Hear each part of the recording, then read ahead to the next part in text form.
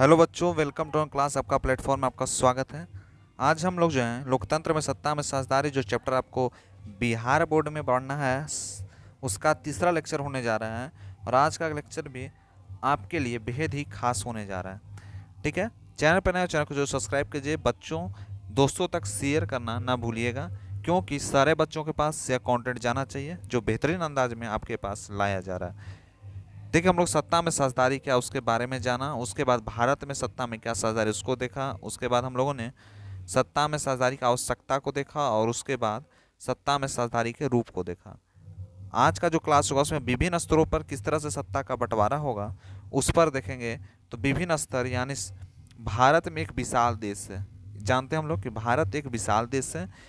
इतने बड़े देश में सरकार चलाने के लिए सत्ता की क्या होना चाहिए, विकेंद्रीकरण जरूरी है ना।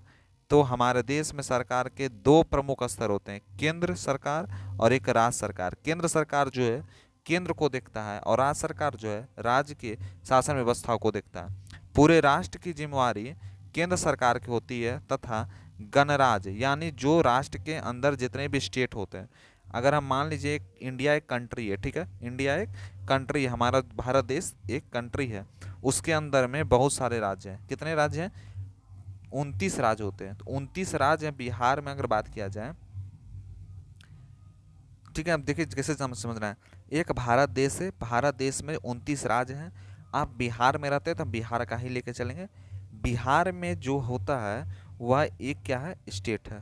बिहार एक स्टेट है, यानी एक राज्य है, जिसको हम गणराज्य कहते हैं। यानी छोटा सा, यानी एक राज्य का एक छोटा सा हिस्सा जिसको हम गणराज्य कहते हैं। ठीक है, तो उसमें जो है बिहार है ना।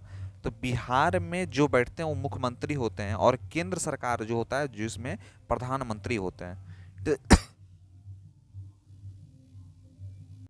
दो चीज होते हैं, ठीक है। तो दोनों को लेकर चलना है। पूरे राष्ट्र की जिम्मेदारी केंद्र सरकार की होती है, तथा गणराज्य की विभिन्न इकाइयों की जिम्मेदारी राज्य सरकार की होती है। दोनों के अधिकार क्षेत्र अलग अलग विषय में होते हैं, कुछ विषय साझा लिस्ट में रहते हैं। सामाजिक जो समूहों के बीच में सत्ता का बंटवारा हमारे देश के विविधता भारी पड़ जाती है। यानी सत्ता का बंटवारा में हमारे देश की जो विविधता है वह क्या पड़ जाती है, भारी पड़ जाती है। इस देश के अंगनित सामाजिक भाषाएं धार्मिक जातीय समूह एक विविध समूह के बीच सत्ता में बंटवारा के जरूरी जाता है। इस प्रकार से बंटवारा का एक उदाहरण है समाज के पिछड़े वर्ग के लोगों का मिलने वाला क्या, आरक्षण। यानी पिछड़े वर्ग जितने भी हैं उनको आरक्षण की जो व्यवस्था की गई, इस प्रकार के आरक्षण से पिछड़े वर्ग का सरकार में सही प्रतिनिधित्व सुनिश्चित किया जाता है कि सरकार का क्या सही प्रतिनिधित्व होता है। उसके बाद बोलते हैं विभिन्न प्रकार के जो दबाव समूह होते हैं उस सत्ता के बंटवारा का मुख्य हिस्सा होते हैं। ठीक है, इसमें राजनीतिक पार्टियों के बीच में सत्ता का बंटवारा, सभी राजनीतिक पार्टी या सबसे बड़ा राजनीतिक गठबंधन से सरकार बनाने का मौका मिलता है। और इसके बाद जी पार्टियां बच जाती है उनको विपक्ष माना जाता है। यानी जो भी पार्टी, अगर जिसका सरकार चल रहा है वह हो गई राजनीतिक पार्टी, और जो बच गया सरकार उसको कहते हैं हम विपक्ष पार्टी।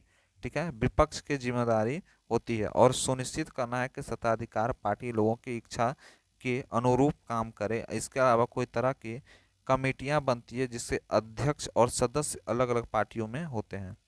दबाव समूह के बीच में सत्ता का बंटवारा होता है। दबाव समूह के बीच में अब कौन कौन से दबाव समूह है जिसके कारण सत्ता का बंटवारा होता है, जैसे इसको कहते हैं एसोचैम, छात्र संगठन, मजदूर यूनियन आदि।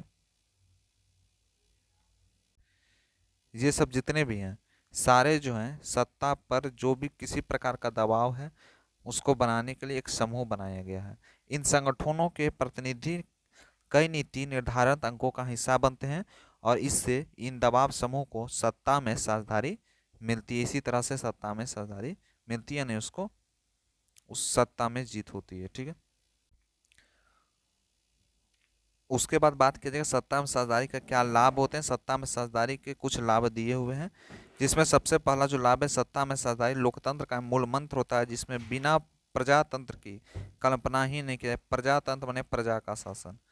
प्रजातंत्र का मतलब होता है यहाँ पर प्रजा का शासन। ठीक है, दूसरे, जब देश सभी लोगों के देश से प्रशासनिक व्यवस्था में भागीदारी बनाया जाता है तो देश और भी मजबूत हो जाता है। ठीक है, उसके बाद नेक्स्ट पॉइंट बोल रहा है कि जब बिना किसी भेदभाव के सभी जातियों के हितों को ध्यान में रखा जाता है, उनकी भावनाओं का आदर किया जाता है, किसी भी प्रकार का संघर्ष का संभावना समाप्त हो जाता है तथा देश के प्रगति पथ पर अग्रसर होता है। जब संभावना संघर्ष का समाप्त हो जाएगा तो देश जो है हमारा प्रगति करता है।